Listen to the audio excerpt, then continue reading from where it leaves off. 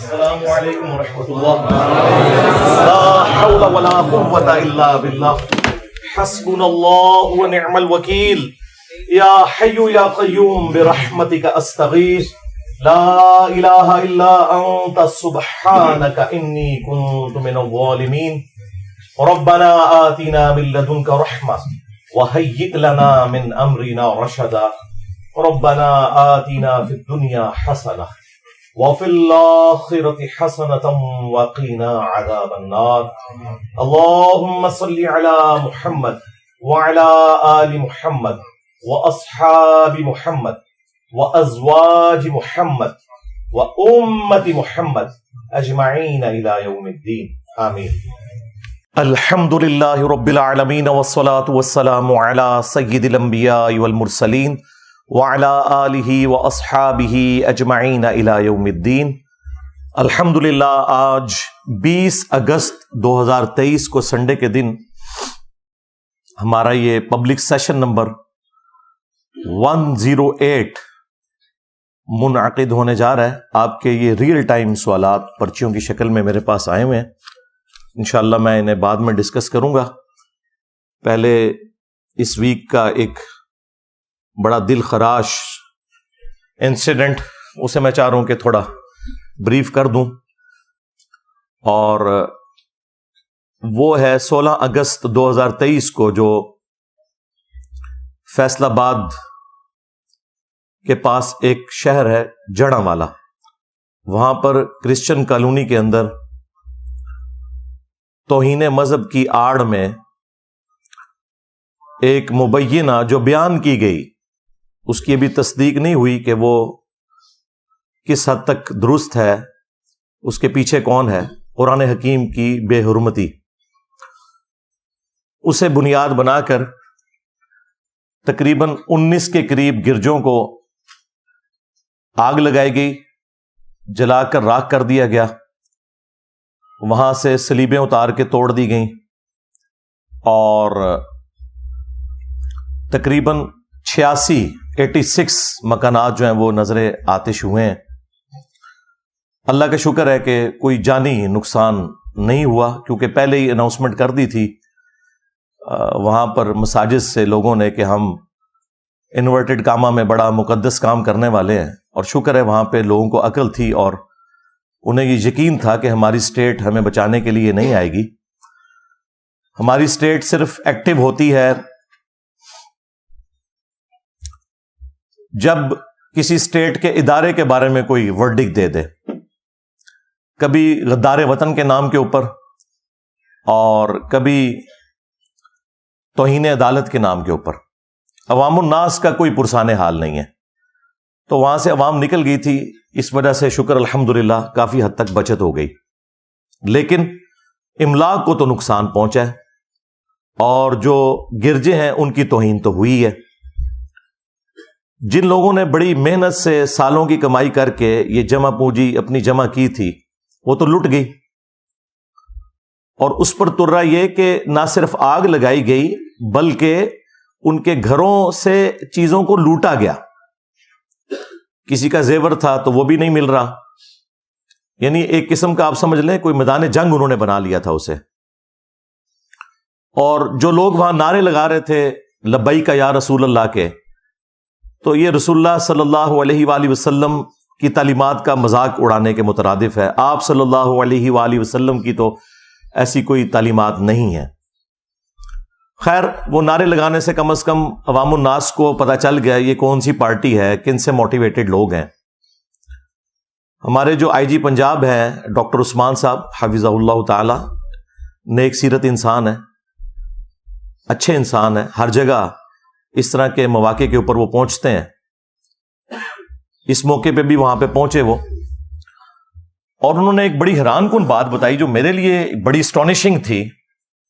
وہ کہنے لگے کہ پولیس انہیں روکنے میں اس لیے ناکام ہوئی ہے کہ 6000 کے قریب مجمع بیک اپ میں تیار تھا جس نے وہاں پہ حملہ کرنا تھا، اور ہمارے پاس اتنی نفری نہیں تھی. اگر ہم کنفرنٹ کرتے تو زیادہ نقصان ہوتا. اب اگر آئی جی پنجاب یہ سٹیٹمنٹ دے رہے ہیں ویڈیو میں، تو اس کا مطلب تو بہت خطرناک ہے. کہ 6,000 موٹیویٹڈ لوگ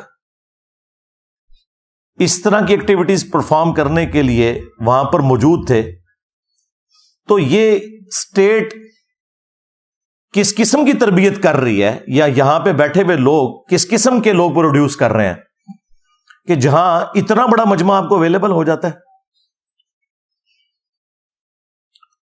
پلس انہوں نے یہ بھی کہا کہ ہم اگر کوشش بھی کرتے ان کو روک نہیں سکتے تھے، اس لیے ہم نے پھر کوشش کی کہ جو لوگ یہاں سے نکل سکتے ہیں انہیں تو بچا کے نکالیں۔ تو یہ سیدھا سیدھا اسٹیٹ کا فیلئر ہے، اس کو آپ جو بھی نام دیں، اس کی کوئی اور جسٹیفیکیشن نہیں ہو سکتی سوائے اس کے کہ ہم بالکل اسٹیٹ کے طور پر فیل ہو چکے ہیں اپنے شہریوں کو تحفظ دینے میں۔ اور یہ حقیقت بات ہے کہ اس طرح کے جو مذہبی غنڈے ہیں، انہوں نے پاکستان کو نہ صرف غیر مسلموں کے لیے بلکہ مسلمانوں کے لیے بھی جہنم بنا دیا ہے پریکٹیکلی۔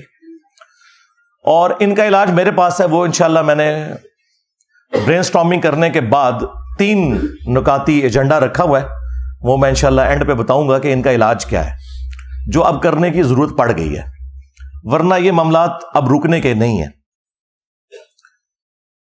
صلیب توڑ کر نیچے پھینکی گئی، مجھے بتائیں اسی فرقے والے کی مسجد سے اگر نقش نالین پاک کوئی توڑ کے اس طرح زمین پر پھینکے تو انہیں کتنی تکلیف ہوگی۔ دوسروں کے مقدسات کا یہ احترام نہیں کرتے، اور دوسری طرف پوری دنیا کو ہم یہ میسج دیتے ہیں کہ اسلام جو ہے وہ ریلیجن آف پیس ہے، امن کا دائی ہے۔ اسلام کا مطلب ہی سلامتی ہے۔ To acquire peace by submitting your will to Allah, اپنی رضا اپنے رب کے حوالے کر کے امن و سلامتی کا حصول اس دنیا میں بھی اور آخرت میں بھی، یہ اسلام کی ڈیفینیشن ہے۔ اور پریکٹیکلی اس وقت مسلمان انسانیت کے لیے ایک درد سر بن چکے ہیں، ہے مٹھی بھر ہیں، میجورٹی مسلمانوں کی ایسی نہیں ہے، لیکن چونکہ ڈومیننٹ ہیں، مسندوں پہ یہ لوگ بیٹھے ہوئے ہیں، باقی لوگوں کو ڈرائیو کرتے ہیں اور ان کی برین واشنگ کر کے چڑھا دیتے ہیں اپنے مخالفین کے اوپر۔ یہاں پہ بھی جو تفصیلات آئی ہیں وہ یہ ہے کہ آلموسٹ صبح 5 بجے کے قریب چند صفحات قرآن کے ایک صحافی کوئی وہاں سے کوئی فیمیل گزر رہی تھی، انہوں نے آبزرو کیے، ان کے اوپر ریڈ انک کے ساتھ کچھ گستاخانہ کلمات بھی لکھے تھے قرآن کے صفحات کے اوپر، اور ساتھ کچھ کرسچنز کی تصویریں سٹیپل ہوئی ہوئی تھیں۔ اب یہ خود ہی ڈاؤٹ فل چیز ہے کہ جو شخص توہین کرے گا وہ اپنی تصویر ساتھ سٹیپل کرے گا کہ میں کر رہا ہوں، تو اس سے تو لگتا ہے کہ یہ کوئی پری پلان تھا۔ اور یہ آئی جی پنجاب ڈاکٹر عثمان صاحب نے یہ بھی ساتھ بولا تھا کہ یہ سب کا سب معاملہ پلان تھا۔ تو 9 مئی اگر پلان ہو کے ہو تو ہم دیکھتے ہیں کس طریقے سے فوراً ساری گرفتاریاں 10,000 کے قریب ہو گئیں۔ 16 اگست 2023 جو میں سمجھتا ہوں اس سے بڑا واقعہ ہے، اور آپ خود مان رہے ہیں کہ یہ پلان ہے، اس کے اگینسٹ تو ہم نے اس کے مقابلے میں 6,000 بندے تو ہمیں اندر نظر نہیں آئے ہیں، وہ 100 بندے پکڑے ہیں، اور ان میں سے بھی اکثر ایسے ہیں جو بے قصور ہیں، وہ ثابت ہو جائے گا سوائے چند دے کے، اور جو اصل مجرم ہے جو پیچھے ان کو گائیڈ کر رہے ہیں وہ سکون سے اے سی والے کمروں میں بیٹھے ہوئے ہیں، تماشا دیکھ رہے ہیں۔ تو وہ چند صفحات تھے جن پہ ریڈ انک سے گستاخانہ کوئی جملے لکھے ہوئے تھے، وہ کسی کے پاس آ گئے، بس وہ پھر انہوں نے مسجدوں سے اعلان کر دیے۔ وہ آپ کو پتا ہے ایک کوئی وہ شکل سے لگ رہا تھا شاید اس نے کبھی نماز بھی نہ پڑھی ہو، ٹھیک ہے، اس نے کہا کہ جی مسلمانوں کب نکلو گے، اور وہ ویڈیو بڑے فخر سے بنوائی۔ اس کو تو خیر پکڑ لیا، یاسین نام ہے اس کا، اس کو تو انہوں نے اندر کیا ہوا ہے، لیکن ظاہر ہے اس کے پیچھے جو ماسٹر مائنڈ ہے جب تک وہ نہیں پکڑے جاتے تو ان کا کوئی علاج نہیں ہے۔ خیر اس کے بعد یہ سارا موب اکٹھا ہوا، بہرحال پھر بھی یہ 6-7 گھنٹے اسٹیٹ کے پاس تھے۔ یہ جو قتل و غارت والا معاملہ شروع ہوا اس اعتبار سے کہ گرجوں کو آگ لگائی گئی، شکر ہے جانی نقصان کوئی نہیں ہوا، اور گھروں کو، یہ آلموسٹ کوئی 10-11 بجے کے قریب ہوا ہے۔ ان 5 گھنٹوں میں امن کمیٹی کے ذریعے انہوں نے کوشش کی، لیکن وہ بس کاغذی کارروائی تک ہی رہی، جنہوں نے کام ڈالنا تھا انہوں نے ڈال دیا۔ اور اب آپ دیکھ رہے ہیں کہ ہمارے جو نیکسٹ ہونے والے چیف جسٹس صاحب ہیں قاضی فائز عیسیٰ حافظہ اللہ تعالی، وہ بھی وہاں پہ پہنچے ہوئے تھے۔ فیض آباد دھرنے کے اوپر جو قاضی فائز عیسیٰ نے فیصلہ تحریر کیا تھا ان دھرنوں کے بارے میں، ان مذہبی جنونی لوگوں کے بارے میں، خصوصاً اسی جماعت کے بارے میں جس کو اس وقت کی اسٹیبلشمنٹ نے اس وقت کی پولیٹیکل گورنمنٹ کو کمزور کرنے کے لیے یوز کیا، اگر اس فیصلے کے اوپر عمل ہوا ہوتا تو یہ دن ہمیں نہ دیکھنے پڑتے۔ چلیں اب تو ڈرائیونگ پوسٹ پہ آنے والے ہیں قاضی فائز عیسیٰ صاحب، ہم امید کرتے ہیں کہ جو ان کی خواہشات ہیں مختلف بیانات کے ذریعے پبلک میں آتی رہتی ہیں، تو اب پریکٹیکلی اس سیٹ پہ بیٹھیں گے تو انصاف دیں گے، اور انصاف ہو، ڈیٹرنس قائم ہو تو پھر نیکسٹ واقعات رکیں گے۔ لیکن تاریخ یہ ہے کہ آج تک کسی بھی واقعے کا کوئی اینڈ رزلٹ اس حوالے سے نہیں نکلا کہ کسی کو سزا ملی ہو۔ آج سے آلموسٹ 10 سال پہلے 2013 کے اندر بھی جوزف کالونی والا ایک ایشو ہوا تھا جس میں اس سے بڑی تباہی ہوئی تھی، 1000 کے قریب گھر جل گئے تھے۔ اس میں 115 بندے فائنل نامینیٹ ہوئے تھے، ثابت بھی ہو گیا کہ یہ لوگ شامل تھے، لیکن بڑی عدالتوں میں جا کے وہ چھوٹ گئے اس وجہ سے کہ ان کے مخالفین جو ہیں انہوں نے جو شواہد والا معاملہ ہے اس میں جا کے کمزوری دکھائی۔ ظاہر ہے سب کو اپنی جان عزیز ہے، انہوں نے پھر ان مجرمین کو پہچاننے سے انکار کر دیا جو کہ واقعی مجرمین تھے۔ میرا خیال ہے کہ آج کے اس ماڈرن دور کے اندر جب سی سی ٹی وی کیمرہ کے اندر سب کچھ ریکارڈنگ موجود ہے اور آپ نادرا کے آن لائن ریکارڈ کے ذریعے بالکل اسپیسیفائی کر سکتے ہیں کہ کلپریٹ کون ہے، تو یہ شواہد والا معاملہ چھوڑے ہیں، اب تو اس سے بات آگے جا چکی ہے۔ اگر کوئی شخص گواہی سے پیچھے بھی ہٹ جائے تو اسٹیٹ کا کام ہے کہ فرنٹ سے لیڈ کرے اور مجرمین کو سزا دے۔ تو وہ 115 لوگ باعزت رہا ہو گئے، تو مجھے بتائیں جب وہ رہا ہوئے ہیں تو پھر دوبارہ جب ان کو موقع ملے گا تو دوبارہ وہ اپنی جنت پکی کروانے کے لیے اس قسم کی ایکٹیویٹی پرفارم کریں گے۔ میرا خیال ہے کہ اس واقعے کے بعد ہم پاکستان کے مسلمان بالخصوص اور پوری دنیا کے مسلمان بالعموم کس منہ سے سویڈن میں یا ہالینڈ میں یا ڈنمارک میں ہونے والی قرآن کی بے حرمتی کا رونا روئیں گے، جبکہ ہمارے ملک کے اندر گرجوں کو آگ لگائی جا رہی ہے اور ان گرجوں کے اندر جو انجیل مقدس ہے، بائبل، وہ جلی ہوئی حالت میں اس کے نسخے پڑے ہوئے ہیں۔ مجھے بتائیں اس طرح کا کوئی انسیڈنٹ دنیا کے کسی بھی ملک میں مسجد کے ساتھ ہو جاتا تو ہم نے کتنا ہنگامہ کھڑا کرنا تھا۔ پاکستان میں تو آپ چھوڑ دیں، تو کیا وہ اللہ کی کتاب نہیں ہے؟ ٹیمپر ہونے کے باوجود قابل احترام تو ہے۔ ہمارا ایمان ہی مکمل نہیں ہوتا جب تک کہ ہم الہامی کتابوں کے اوپر ایمان نہ لے آئیں۔ اسلام کے نزدیک جیزس کرائسٹ عیسیٰ ابن مریم علیہ السلام کا کفر کرنے والا بھی اتنا ہی بڑا کافر ہے جتنا محمد رسول اللہ صلی اللہ علیہ وآلہ وسلم کا انکار کرنے والا ہے۔ عیسیٰ ابن مریم مسلمانوں کے ایمان کا حصہ ہے، ان کی محبت۔ اور کل تک ہم فخریہ دنیا کو یہ کہا کرتے تھے کہ دیکھو سو کالڈ کرسچنز، ویسے وہ کرسچنز نہیں ہیں، ایتھیسٹ ہیں، جو قرآن کی بے حرمتی کرتے ہیں یا خاکے بنواتے ہیں نبی صلی اللہ علیہ وآلہ وسلم کے، تو ہم نے کبھی بھی ریونج میں آ کے کاؤنٹر کرنے کے لیے عیسیٰ ابن مریم کا کوئی خاکہ نہیں بنایا، ہم نے کبھی بائبل کی توہین نہیں کی، یہ ہمارا فخر تھا۔ آج آپ کا وہ فخر بھی ختم ہو چکا ہے۔ اس ایک واقعے کی ہیٹ سالوں تک ہم محسوس کریں گے۔ میرا خیال ہے جس طرح 9 مئی کو سیریس لیا پاکستان کی فوج نے، اس سے زیادہ سیریس اس 16 اگست کے ایشو کو لینا چاہیے، ادروائز یہ ملک تباہی کی طرف جا رہا ہے۔ اس کے لیے کاؤنٹر نیریٹو کیا ہے وہ میں بعد میں بتاؤں گا، پہلے میں تھوڑا سا مسلمانوں کو جھنجھوڑ لوں۔ اللہ تبارک و تعالیٰ نے سورہ آل عمران کے اندر سٹارٹ ہی میں پہلی 3 آیات کے اندر الہامی کتابوں کا ذکر کیا۔ ویسے تو قرآن میں کئی جگہ ذکر ہے، لیکن یہاں پہ اسپیسیفکلی آپ کو اسلام کا پوائنٹ آف ویو، مسلمانوں کا عقیدہ پتہ چل جائے گا۔ اعوذ باللہ من الشیطان الرجیم، بسم اللہ الرحمن الرحیم، الف لام میم، یہ تو حروف مقطعات ہیں۔ اللہ لا الہ الا هو الحی القیوم، اللہ ہی ہے کہ جس کے سوا کوئی معبود نہیں، اور وہ خود سے زندہ ہے، ہر چیز کو قائم کیے ہوئے ہے، تھامے ہوئے ہے۔ نزل علیک الکتاب بالحق، اے محبوب صلی اللہ علیہ وآلہ وسلم، یہ قرآن کتاب ہم نے آپ کے اوپر نازل کی ہے حق کے ساتھ، با مقصد، پرپز فل، مصدقا لما بین یدیہ، جو کہ تصدیق کرتی ہے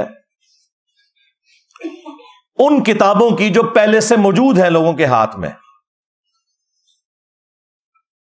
تصدیق اس اعتبار سے کرتی ہے کہ وہ کتابیں بھی اللہ کی کتابیں تھیں، اور پریکٹیکلی تصدیق اس اعتبار سے کرتی ہے کہ ان کتابوں میں آخری کتاب اور آخری پیغمبر صلی اللہ علیہ وآلہ وسلم کی پروفیسیز موجود تھیں، تو قرآن کا آنا اور نبی صلی اللہ علیہ وآلہ وسلم کا آ جانا ان کتابوں کی تصدیق ہوگی کہ پریکٹیکلی ان کی پروفیسی صحیح ثابت ہوئی۔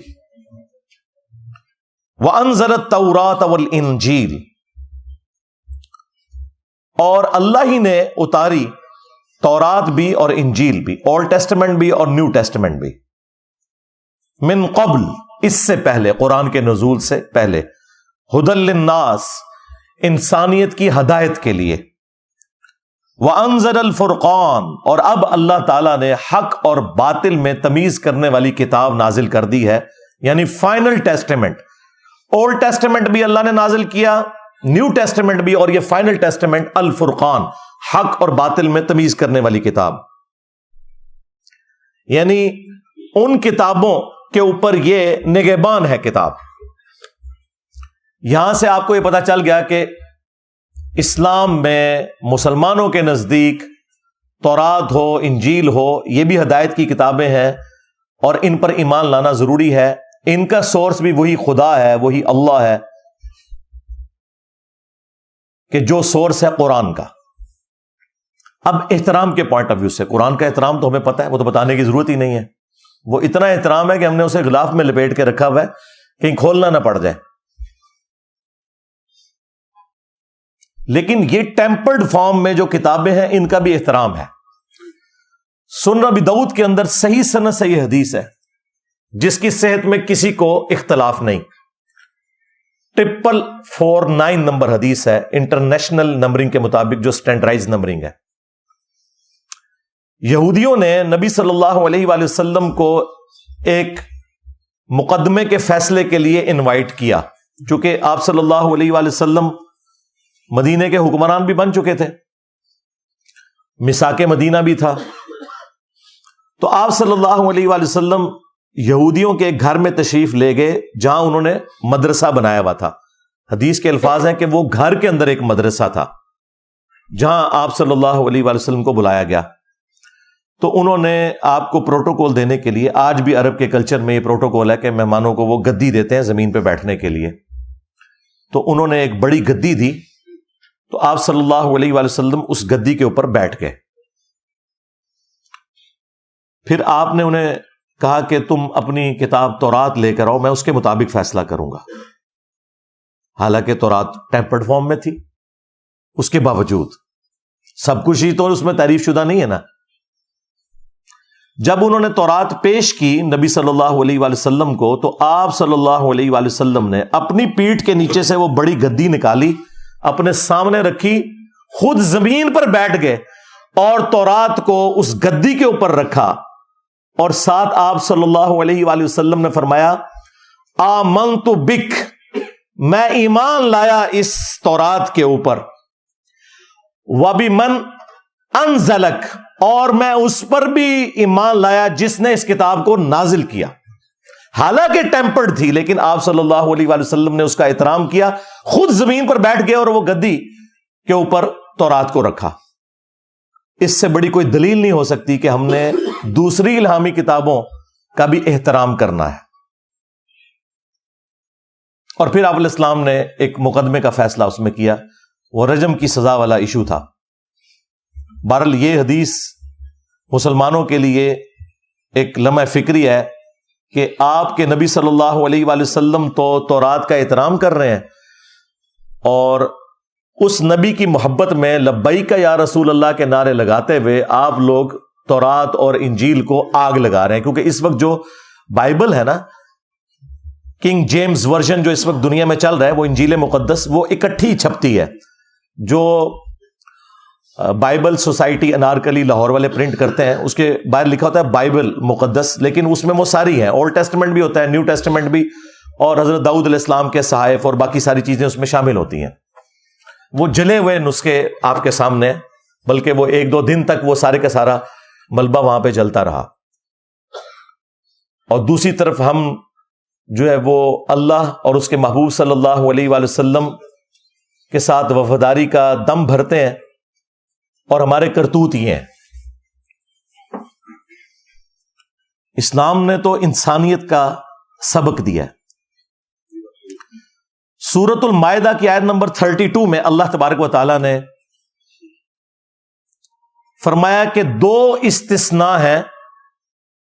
نمبر 1 قتل کے بدلے قتل، اور نمبر 2 فساد فی الارض. اس کانٹیکسٹ میں کسی مجرم کو قتل کرنا.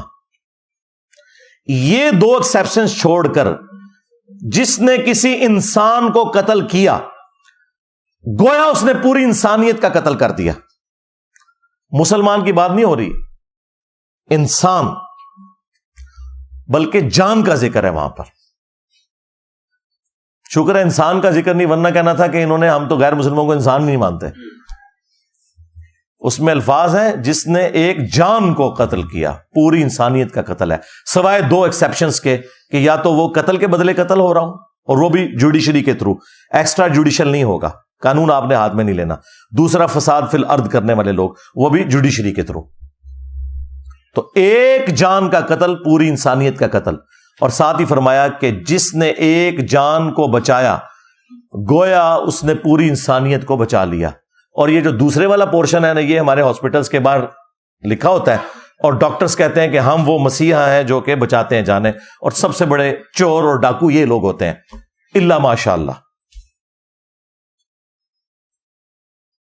اور صحیح بخاری میں حدیث ہے کہ اللہ کے محبوب صلی اللہ علیہ وآلہ وسلم نے فرمایا، جس نے ایک ذمی غیر مسلم کو، جو مسلم اسٹیٹ کے اندر ٹیکس پے کر کے رہ رہا تھا، جس طرح کہ یہاں پہ کرسچنز رہ رہے ہیں، جوز تو اب بہت تھوڑے رہ گئے ہیں، ہندو ہزاروں کی تعداد کے اندر ہیں، بلکہ لاکھوں میں ہوں گے. مسلم اسٹیٹ کے اندر ٹیکس دے کر جو غیر مسلم رہ رہے ہیں، جس نے کسی غیر مسلم کو قتل کر دیا تو وہ جنت کی خوشبو بھی نہیں پائے گا، حالانکہ جنت کی خوشبو 40 سال کی مسافت سے آ رہی ہوگی. نبی علیہ السلام کہہ رہے ہیں کہ ایک غیر مسلم کو بھی ناحق قتل کرنے والا جنت میں تو جانا دور کی بات، جنت کی خوشبو بھی نہیں پائے گا. اور یہاں پہ نان مسلم کا ذکر ہے، اور ہمارے یہ جو مذہبی گنڈے ہیں، ان کے ہاتھوں سے نہ نان مسلم محفوظ ہیں اور نہ مسلمان محفوظ ہیں. یہ آیات، یہ احادیث کیا انہوں نے کبھی اپنے ممبروں سے بیان کی اور عوام الناس کو نارملائز کرنے کی کوشش کی؟ نہیں، یہ کام کبھی یہ کر ہی نہیں سکتے، ان کو کبھی توفیق ہی نہیں ملنی.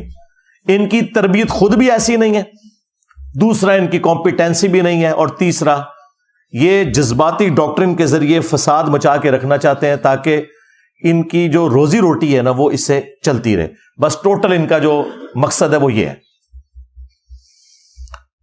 اب آ جائیں آخر میں، جو میں نے 3 نکاتی ایجنڈا برین سٹارمنگ کر کے بڑا سوچ کے تیار کیا ہے. ہو سکتا ہے کہ بعض لوگوں کو وہ برا بھی لگے، اس لیے میں اس کو بیان کرنے سے پہلے آپ سے ریکویسٹ کروں گا، صلو علی محمد و آل محمد، اللہم صلی علی محمد وعلی آل محمد واصحاب محمد وازواج محمد وامت محمد اجمعین الی یوم الدین.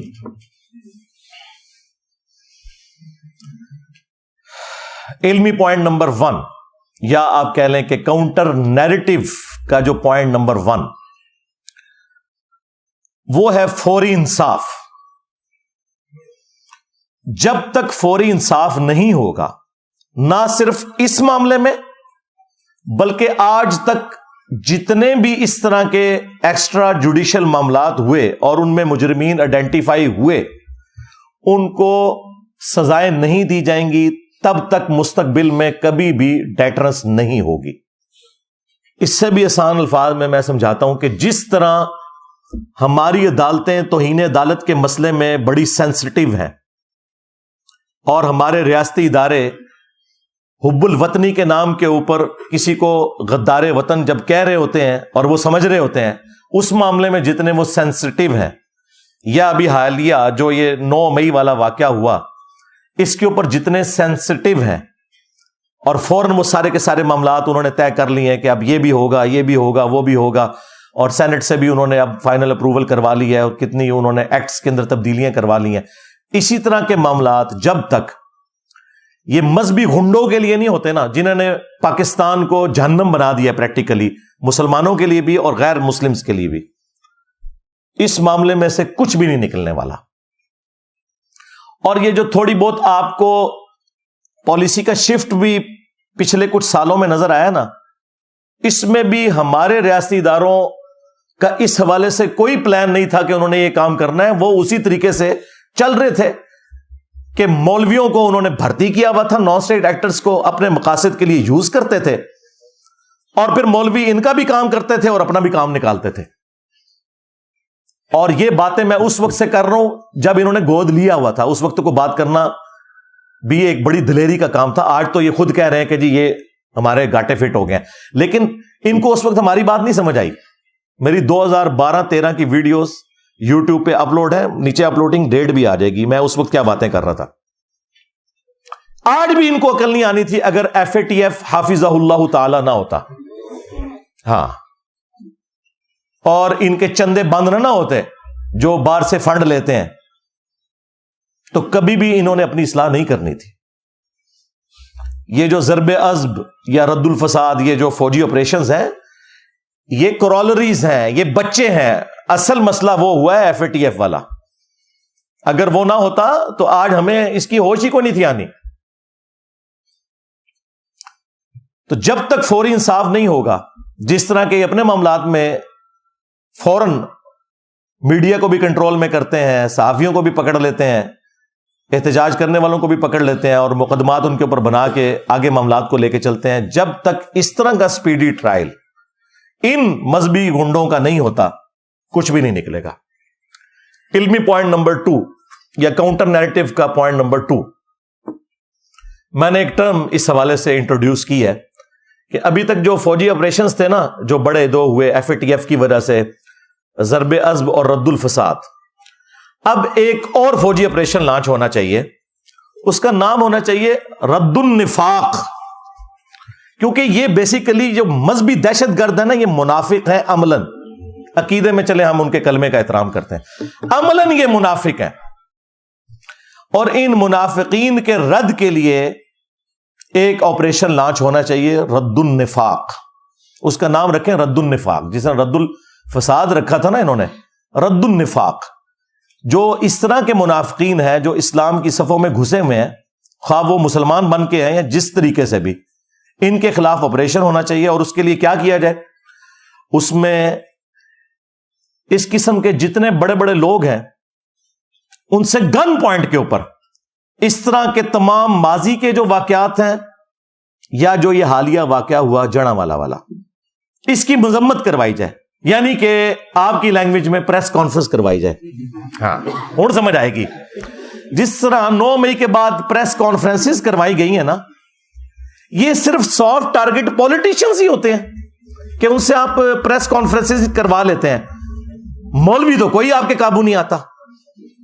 میں نے تو کوئی اس قسم کا گنڈا مولوی نہیں دیکھا جس نے کبھی دبے الفاظ میں بھی مذمت کی ہو.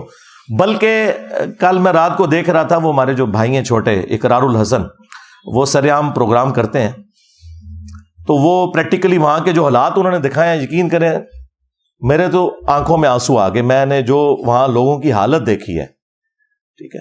اب ایک امیر آدمی کو اس سے کیا غرض کہ ایک غریب آدمی کے لیے بچی کا جہیز کا زیور کتنی بڑی اہمیت رکھتا ہے, جو لوٹ لیا آپ نے اسلام کے نام کے اوپر. یہ پتہ نہیں کون سا اسلام ہے. ایک بار گھر جل جائے, ختم ہو جائے, تو دوبارہ پھر اس زندگی میں انسان نہیں بنا سکتا. زندگی میں ایک ہی گھر بنایا جاتا ہے. ایک غریب آدمی, ان میں سے کئی لوگ کرائے پہ بھی رہ رہے تھے. تو اینڈ پہ اس نے نا کچھ مولویوں کے بھی انٹرویو کیے ہیں, تو میں بڑا پازیٹیولی بیٹھا تھا. میں نے کہا یہ مولوی بھی کنڈیم کریں گے جو وہاں کی عمل میں. کسی نے ایک جملہ بھی نہیں بولا. وہ سارے کہہ رہے ہیں جی ہمیں قرآن شریف پڑھنا چاہیے تاکہ ہمیں پتہ چلے کہ قرآن کی کیا اہمیت ہے اور قرآن کی بے رحمتی نہیں ہونی چاہیے. اس واقعے کو انہوں نے ڈسکس تک نہیں کیا, حالانکہ ٹاپک ان سے یہ پوچھا جا رہا تھا. تو اس کا مطلب یہ ہے کہ رد النفاق ضروری ہے. میں کہتا ہوں اس کے اوپر اب سوشل میڈیا کے اوپر کمپین چلنی چاہیے کہ آپریشن رد النفاق لانچ کیا جائے. ان غنڈے مولویوں کو ان سے پریس کانفرنسز کروائی جائیں. جتنی بھی دہشت گرد تنظیمیں ہیں اس قسم کی مذہب کے نام کے اوپر, ان سے لا کر بیان دلوائے جائیں اور وہ اس کی مذمت کریں. اور ساتھ ہی ساتھ جو شریف النفس قسم کے علماء ہیں جن کے ڈنگ نکلے ہوئے ہیں یا ہے ہی نہیں بیچاروں کے, ممی ڈیڈی قسم کے, جس طرح مولانا طارق جمیل صاحب, مفتی تقی عثمانی صاحب, مفتی منیب الرحمان صاحب, ثاقب رضا مصطفی, اس قسم کے جو لوگ ہیں نا, ان لوگوں کو جن کی فین فالوئنگ بہت زیادہ ہے, اس میں کوئی شک نہیں ہے, ان لوگوں کو فرنٹ پہ لا کے یہ تو بغیر کسی دھمکی کے بھی پریس کانفرنس کرنے کے لیے تیار ہو جائیں گے. شریف لوگ بےچارے, ہاں, خود وکٹم ہے انہی دہشت گرد تنظیموں کے یہ لوگ. ان سے کم از کم ان سے تو بیانات دلوائے جائیں ان لوگوں کے خلاف جنہوں نے یہ ایکٹیویٹی پرفارم کی. یہ رد النفاق کا پہلا حصہ ہے جو میں بیان کر رہا ہوں. اور دوسرا حصہ جو ہے نا وہ علمی پوائنٹ نمبر 3 ہے, جو کاؤنٹر نیریٹو کا تیسرا پوائنٹ ہے. یہ بھی میں آج آن ایئر پہلی دفعہ, اس کے لیے میں نے ٹرم سوچی میں کیا ڈیوائز کروں. آپ کو پتا ہے کہ یورپ کی ترقی کے پیچھے جو سب سے بڑی ایکٹیویٹی ہے نا, وہ یہ کہ انہوں نے علماء کو, جو ان کے پادری تھے, مولوی جن کو آپ کہہ لیں, ان سے جان چھڑا لی اور انہیں ایک ویٹیکن سٹی بنا کے دے دیا کہ جو کچھ تم نے کرنا ہے نا یہاں کرو بیٹھ کے. جب سے یہ ویٹیکن سٹی بنا ہے نا کرسچنز کا, اس دن سے یورپ نے ترقی کا آغاز کیا اور آج وہ دنیا کو لیڈ کر رہے ہیں. جب تک یہ مولوی تھا عذاب الہی بنا ہوا تھا ان کے لیے. اس کا آغاز تو ہوا فرینچ ریولوشن سے 1789 میں. آپ ذرا فرینچ ریولوشن کی تاریخ پڑھیں تو آپ کو پتا چلے گا. یہ جو اس وقت دنیا میں آپ ڈیموکریسی کی بہاریں دیکھ رہے ہیں نا, میں اس ڈیموکریسی کے اس حصے کو تو غلط سمجھتا ہوں جس میں حلال اور حرام کا فیصلہ کثرت رائے سے ہو, لیکن میں بات کر رہا ہوں اس ڈیموکریسی کی جس میں آپ حلال و حرام کا فیصلہ قرآن و سنت سے کرتے ہیں, اور جو حلال کے دائرے کے اندر چیزیں ہیں وہ آپ کثرت رائے سے کرتے ہیں. بہرحال یہ جو برکات آج آپ دیکھ رہے ہیں نا, اس کا آغاز فرینچ ریولوشن سے ہوا ہے. اس سے پہلے انسانوں کے غلام تھے امپائرز کی شکل میں. نبی صلی اللہ علیہ وآلہ وسلم نے جو ریولوشن برپا کی خلافت راشدہ کے دور کے اندر, تو وہ بڑے اچھے طریقے سے چلی, لیکن بعد میں پھر ایک سپر پاور ہم بھی بن گئے اور بنو امیہ اور بنو عباس یہ بھی امپائرز کھڑی ہو گئی, اور پھر وہی سلسلے شروع ہو گئے جو رومنز کے تھے, پرشینز کے تھے. فرینچ ریولوشن جو آئی ہے اس نے پہلی دفعہ وہ آپ سمجھ لیں کلٹ توڑا. وہاں پہ بھی جو پادری تھے وہ کیا کرتے تھے, وہ چندے عوام سے بٹورتے تھے, کچھ شہنشاہ کو کھلاتے تھے اور کچھ اپنے چرچز کے اوپر اور اپنی ذات کے اوپر لگاتے تھے, اور یہ سلسلہ چل رہا تھا. پھر عوام کو وہاں ہوش آئی اور انہوں نے کہا کہ یار ان مولویوں سے جان چھڑاؤ, اور پھر ان ساروں کو پھانسیاں دی گئی ہیں, حتیٰ کہ شہنشاہ بھی اور وہ بھی. اور یہ پہلا اس ماڈرن دور کے اندر جو پہلا آپ سمجھ لینا ایک مائل سٹون ہے وہ فرینچ ریولوشن ہے 1789. پھر اس کے بعد آہستہ آہستہ یہ چیز پھیلتی چلی گئی. پھر ہم نے دیکھا کہ رشین امپائر بھی ٹوٹ گئی, وہاں پہ بھی کمیونزم کا انقلاب آیا. ٹھیک ہے, اس میں کچھ چیزیں کباہتے تھیں لیکن اوور آل معاشرے کے لیے تو وہ اچھی چیز تھی. اور سلطنت عثمانیہ بھی ٹوٹی. ہمیں صرف پتہ ہے سلطنت عثمانیہ ٹوٹی ہے. بھائی سلطنت عثمانیہ ان سب سلطنتوں میں چھوٹی تھی جو ٹوٹی ہے. گریٹ برٹن ٹوٹ گیا, جو انسانی تاریخ میں سب سے بڑی حکومت, جہاں سورج ہی غروب نہیں ہوتا تھا. اتنی بڑی حکومت تو کبھی بھی کسی نے نہیں کی ہے, نہ منگولوں نے کی نہ مسلمانوں نے کی جو گریٹ برٹن کی تھی. یعنی پورا سب کانٹیننٹ ان کے پاس تھا, اندازہ کریں. اور ادھر سے آسٹریلیا اور وہ سارے علاقے اور پھر افریقہ تک ان کی حکومت وہ بھی ٹوٹ گئی. جرمنی کی حکومت بھی ٹوٹی. یہ ساری کی ساری امپائرز ٹوٹنا شروع ہوئی, لیکن آغاز ہوا فرینچ ریولوشن سے. اور اس کو اگر آپ سٹڈی کریں گے تو آپ کو پتا چلے گا وہاں بھی مسئلہ مولوی تھا. یہ آج آپ جو سکون کی زندگی دنیا میں گزار رہے ہیں نا, آپ نے ارطغرل ڈرامے میں, وہ تو زیادہ تر تو ڈرامہ ہی ہے اس کے اندر, لیکن اوور آل جو چیز دکھائی گئی ہے نا, یہی ہوتا تھا کہ لوگ بےچارے دن کے وقت شکار کرنے گئے ہیں, واپسی پہ آئے تو سارے فیملی ممبرز ہی قتل ہو گئے ہیں, کسی قبیلے نے حملہ کیا اور سارا کچھ ملیا میٹ کر دیا. اب تو اس طرح نہیں ہوتا. یہ ساری برکات ہے فرینچ ریولوشن کی اور اس کے بعد امپائرز گرنے کی. اور پھر آخری جو بلو ہوا ہے نا, وہ سیکنڈ ورلڈ وار ہے. ہٹلر ایک اس دنیا کے لیے عذاب الہی تھا, لیکن اس کا فائدہ یہ ہوا کہ ہٹلر کی ان جنگوں کی وجہ سے, اگرچہ وہ جنگ تو ہار گیا, لیکن گریٹ برٹن اتنی کمزور ہو گئی کہ انہیں مجبوراً ہمیں آزادی دینی پڑی. یہ آپ کو جو بتایا جاتا ہے نا ہمارے بزرگوں کی قربانیاں, یہ بزرگوں کی قربانیاں بعد میں ہیں جو پارٹیشن کے وقت ہوئی. بیسیکلی گریٹ برٹن اس امپائر کا بوجھ اب اٹھا ہی نہیں سکتی تھی. ان کے پاس اتنے ریسورسز نہیں رہے تھے, کیونکہ وہ اس دوسری جنگ عظیم میں اتنے کمزور ہو گئے تھے کہ یہ معاملات چلا نہیں سکتے تھے. اگر وہ دوسری جنگ عظیم نہ ہوئی ہوتی نا تو آج یہاں پہ بلٹ ٹرین چل رہی ہوتی. ہاں, یعنی انگریز بیٹھے ہوتے ہیں. ہاں,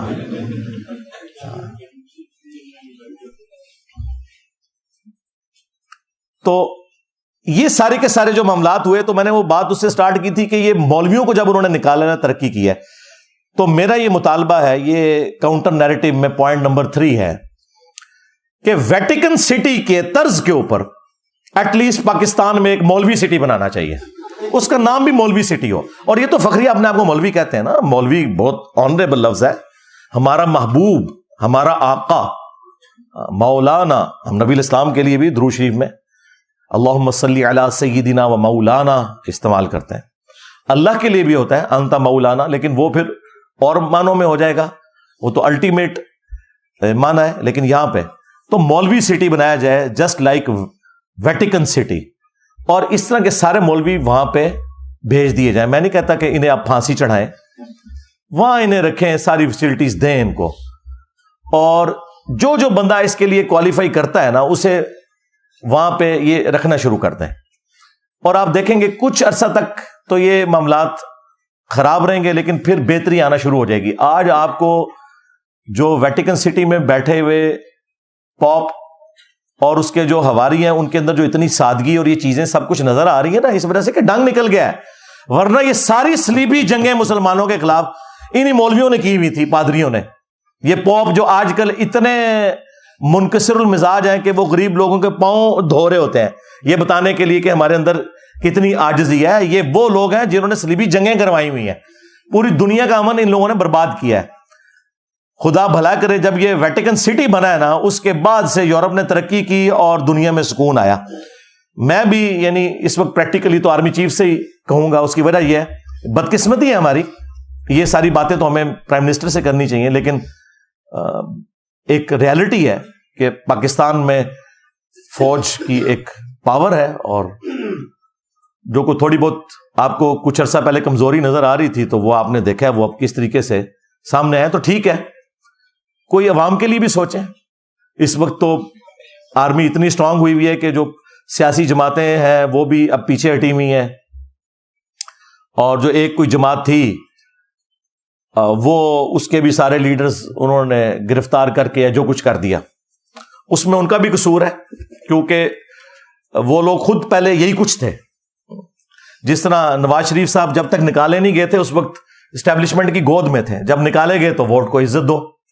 عمران خان صاحب نے جو اپنے مخالفین کے ساتھ کیا اسٹیبلشمنٹ کے ساتھ مل کے, جو جو شرمناک حرکتیں کی, آج وہ بھگت رہے ہیں. ہم اس وقت بھی کہتے تھے کہ یہ آپ کے ساتھ بھی یہ کچھ ہوگا, اور میں نے اس وقت بھی کہا تھا اس وقت ہم آپ کے لیے آواز اٹھائیں گے جس طرح آج آپ کے مخالفین کے لیے اٹھا رہے ہیں, اور الحمدللہ اٹھائی. بہرحال عمران خان صاحب بھی آج کل بڑے نظریاتی ہوئے ہیں, تو پریکٹیکلی اس وقت فوج ظاہر ہے ڈرائیونگ سیٹ کے اوپر ہے, پہلے بھی تھی اب تو بہت زیادہ آ گئی ہے. تو یہ نیکی کا کام کرتے ہیں. یہ 3 جو میں نے پوائنٹس دی ہیں, نمبر 1 عدل و انصاف والا. اب تو خیر یہ ان کا بڑا آپس میں انڈرسٹینڈنگ بھی بہت ہے, قاضی فائز عیسیٰ کی اور آرمی چیف کی, یعنی یہ پہلے سے انڈرسٹینڈنگ ان کی. اور ڈگنیٹی والا انسان ہے فائز عیسیٰ, وہ ہمارے سامنے موجود ہیں. اور وہ فوری انصاف والا جو میں نے 3 پوائنٹس بتائے تھے, نمبر 1 فوری انصاف, نمبر 2 رد النفاق, یہ تو فوج کے کرنے کا کام ہے رد الفساد کی طرح, اور نمبر 3 مولوی سٹی کا قیام. ہاں, فوراً سے پہلے عمل میں لایا جائے. یہ عوام کا درینہ مطالبہ ہے کہ ویٹیکن سٹی کی طرز کے اوپر ایک مولوی سٹی بنایا جائے. یار میں نہیں کہتا انہیں بلوچستان میں پھینکے, ویسے جگہ تو زیادہ وہاں ہے اور قابل بھی اس جگہ کہیں گے, ہاں, لیکن چلو ان کو ناردرن ایریا میں یار کوئی اچھی سی فیسلٹی دے دیں, وہاں پہ بھی کوئی نہ کوئی جگہ نکل آئے گی. اس قوم کی جان چھڑائے, انہوں نے جہنم بنا دیا ہے اس ملک کو, مسلمانوں کے لیے بھی اور غیر مسلموں کے لیے بھی. ٹھیک ہے, ہاں جو اچھے لوگ ہیں ہم ان کی تعریف کرتے ہیں, وہ تو ٹھیک ہے, ان کو رہنا چاہیے. لیکن جو اس قسم کے غنڈے ہیں, ان سے عوام کی جان فوج ہی چھڑوا سکتی ہے. پھر ظاہر اس کے لیے آرمڈ کنفلکٹ ہوگا, یہ ذہن میں رکھیے گا. اتنی جلدی یہ لوگ اپنی جان نہیں چھوڑیں گے. اسلام کو بھی مجبوراً تلوار اٹھانی پڑی ہے. رومنز اور پرشینز کو اکھاڑنا کوئی آسان کام تھا, بدماش کو اپنی پوسٹ چھوڑتا ہے. اور اس طرح کا جو آرمڈ کنفلکٹ ہے وہ بالکل جائز ہے. بلکہ وہ اگلے دن آرمی چیف نے تقریر میں خوارج کی ٹرم استعمال کی ہے مذہبی دہشت گردوں کے لیے. لیکن یہ بھی خوارج ہیں جن کو آپ اپنا ایسٹ سمجھے ہوئے ہیں, یہ بھی خوارج ہی ہیں. ہاں, ان کو اپنا ایسٹ نہ آپ لوگ سمجھیں, یہ بھی مصیبت بنے ہوئے ہیں. یہ تو نہیں کہ جب اے پی ایس پہ حملہ ہوگا تو پھر ہی کوئی ایکٹیویٹی پرفارم ہوگی. یہ عوام کو تو کاٹ رہے ہیں اتنے عرصے سے. تو یہ مولوی سٹی کا قیام بہت زیادہ ضروری ہے, اور عام کنفلکٹ ہو تو ضرور ہو. آپریشن رد النفاق کے نام سے لانچ کیا جائے. اور اللہ تعالیٰ نے سورۃ الحج میں آیت نمبر 40 میں ارشاد فرمایا کہ اگر اللہ تعالیٰ بعض لوگوں کو بعض سے ٹکروا کر, یعنی جنگوں کا معاملہ نہ کرتا, تو کوئی خانقاہ, کوئی گرجا, کوئی معبد جو یہودیوں کے عبادت خانے, اور کوئی مساجد یہ سلامت نہ رہتی کہ جہاں پر اللہ کا کثرت سے ذکر کیا جاتا ہے. اسلام نے تمام مذاہب جو آسمانی ہیں ان کی عبادت گاہوں کے بارے میں کہا کہ یہ قائم ہے, اور ان میں اللہ کا ذکر اس لیے ہو رہا ہے کہ بعض کو بعض سے اللہ تعالیٰ ٹکرواتا ہے. یعنی جو جہاد ہے, قتال ہے, جو صحیح کاز کے لیے ہو, یہ اس کی برکت سے یہ سب کچھ ہوتا ہے. دیکھ لیں کرسچنز جب پورے عروج پہ تھے, یہودیوں کو گھسنے نہیں دیتے تھے یروشلم میں. یہ تو بیت المقدس جب سیدنا عمر نے فتح کیا تو انہوں نے انٹرنیشنل سٹی ڈکلیئر کیا اور یہودیوں کو آنے کی اجازت ملی. تو وہ اگر آرمڈ کنفلکٹ سیدنا عمر نہ کرتے, جنگ یرموک نہ ہوئی ہوتی, تو یہودی اپنے اس علاقے میں واپس جا سکتے تھے یا وہاں زیارت کے لیے جا سکتے تھے. تو اس طرح کا آرمڈ کنفلکٹ تو کرنا پڑتا ہے. باقی اسلام نے کبھی تلوار کی زور پہ کسی کو اسلام میں داخل نہیں کیا. ہاں, وہ سورۃ البقرہ میں واضح آیت ہے, لا اکراہ فی الدین قد تبین الرشد من الغی. دین قبول کرنے کے معاملے میں کسی کے اوپر کوئی جبر نہیں ہے. اللہ تعالیٰ نے ہدایت کو گمراہی سے الگ کر کے بیان کر دیا ہے. اب جس کی مرضی وہ قبول کرے, جس کی مرضی نہ قبول کرے. اینڈ پہ میں پھر ریکویسٹ کروں گا کہ انصاف کا دامن تھاما جائے, اور فوراً سے پہلے کوئی اس معاملے میں حق کی آواز سننے کو ملے ہمارے بڑوں کی طرف سے, چیف جسٹس کی طرف سے, آرمی چیف کی طرف سے. پرائم منسٹر تو اس وقت پریکٹیکلی کوئی ہے ہی نہیں ہے کیونکہ الیکٹڈ بندہ نہیں ہے, لہٰذا وہ تو ایک برکت کے لیے ہیں, ان کا بھی چلے نام لے دیتے ہیں, وہ بھی خوش ہو جائیں. تو جب کوئی الیکٹڈ پرائم منسٹر آئے، کوئی بھی آئے جو عوام کا نمائندہ ہو، تو اس کے لیے میں پہلے ریکویسٹ کر رہا ہوں کہ آپ نے حق کے لیے، انصاف کے لیے کھڑے ہونا ہے عوام کے ساتھ. اور سورۃ المائدہ میں اللہ تعالیٰ نے یہاں تک فرمایا کہ اے ایمان والو، اللہ تعالیٰ کے لیے گواہی دیتے ہوئے انصاف کے لیے کھڑے ہو جاؤ، اور تمہیں کسی قوم کی دشمنی اس پر نہ ابھارے. وَلَا يَجْرِمَنَّكُمْ شَنَآنُ قَوْمٍ عَلَىٰ أَلَّا تَعْدِلُوا اعْدِلُوا هُوَ أَقْرَبُ لِلتَّقْوَىٰ. کسی قوم کی دشمنی تمہیں اس پر نہ ابھارے کہ تم انصاف کا راستہ چھوڑ دو. انصاف کرو، یہی تقوی کے قریب ہے. آپ نے یہ نہیں دیکھنا کہ اس میں اب رگڑا ہمارے مسلمان بھائیوں کو لگ رہا ہے، نہیں، رگڑا لگانا ہے، تب ہی آپ پاکستان کو ایک بہتر مستقبل دے سکتے ہیں. میں اس پہ اور بھی کافی دیر بول سکتا تھا، لیکن وہ پھر ویڈیو بہت لمبی ہو جائے گی. لیکن میں نے اتنی بات کی ہے کہ جو عوام الناس تک پہنچے اور بڑوں تک پہنچے، اور سوشل میڈیا کے ذریعے یہ آواز بلند ہو کہ اب پاکستان کو جو آپ لوگوں نے جہنم بنایا ہوا ہے، خدا کے لیے ان لوگوں سے ہماری جان ہمارے بڑے چھڑوائیں. اور کاؤنٹر نیریٹو بھی میں نے دے دیا ہے. یعنی لوگ کہتے ہیں کہ صرف لوگ چیختے ہیں، میں تو ہر کریٹیکل ٹاپک کے اوپر بولتا ہوں، پھر کاؤنٹر نیریٹو بھی اور اس کا سولوشن بھی دیتا ہوں. اینڈ پہ ہم دعا کرتے ہیں پاکستان کے لیے بالخصوص، اور باقی مسلم امت کے لیے بالعموم، اور باقی پوری انسانیت کے لیے بالعموم، کہ اللہ تعالیٰ اس دنیا کو رہنے کے قابل جگہ بنائے. اللہم انی اسألک بانک انت اللہ لا الہ الا انت الاحد الصمد الذی لم یلد ولم یولد ولم یکن له کفوا احد والہکم الہ واحد لا الہ الا هو الرحمن الرحیم. الف لام میم. اللہ لا الہ الا هو الحی القیوم. اللہم صلی علی محمد وعلی آل محمد. اللہم ربنا آتنا فی الدنیا حسنہ وفی الآخرۃ حسنۃ وقنا عذاب النار. ربنا آتنا من لدنک رحمہ وہیئ لنا من امرنا رشدا. اللہم احسن عاقبتنا فی الامور کلہا وَأَجِرْنَا مِنْ خِزْيِ الدُّنْيَا وَعَذَابِ الْآخِرَةِ. اے اللہ، جن جن بھلائیوں کا سوال تیرے محبوب صلی اللہ علیہ وآلہ وسلم نے تجھ سے کیا، ہمارے حق میں، ہمارے ماں باپ کے حق میں، پوری امت کے حق میں قبول و منظور فرما. خصوص بالخصوص اے اللہ کشمیر میں، انڈیا میں، فلسطین میں، چائنا میں، افغانستان میں، شام میں، عراق میں، یمن میں، جہاں کہیں بھی مسلمان پاکستان کے اندر بھی کس پرسی کی زندگی گزار رہے ہیں، غیب سے ان کی عزت، آبرو، جان و مال کی حفاظت فرما. اے اللہ خصوص بالخصوص ہمارے ملک پاکستان کی خیر فرما، اسے اندرونی اور بیرونی خطرات سے محفوظ فرما، اسے رہنے کے قابل بنا. اے اللہ اسے ترقی عطا فرما، اور یہاں پر یہ جو مذہبی گنڈے ہم پر مسلط ہوئے ہیں، اے اللہ ان کے شر سے ہماری جان چھڑا، اور پاکستان کو مسلمانوں کے لیے بھی، غیر مسلموں کے لیے بھی ایک امن کا گہوارہ بنا. اے اللہ حاضرین کے دلوں میں جو جو نیک اور جائز دعائیں ہیں قبول و منظور فرما. اے اللہ جو مسلمان فوت ہو چکے ہیں ان کی مغفرت فرما، جو زندہ ہیں انہیں قبر و آخرت کی تیاری کرنے کی توفیق عطا فرما. اے اللہ تمام مسلمانوں کی تمام دینی، دنیاوی، جسمانی، روحانی، ظاہری، باطنی پریشانیاں، تکلیف، مصیبتیں، دکھ درد، بیماریاں، دشواریاں دور فرما.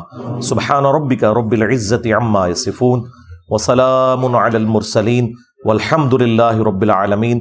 وصلی اللہ علی النبی الکریم وعلی آلہ واصحابہ اجمعین الی یوم الدین. آمین.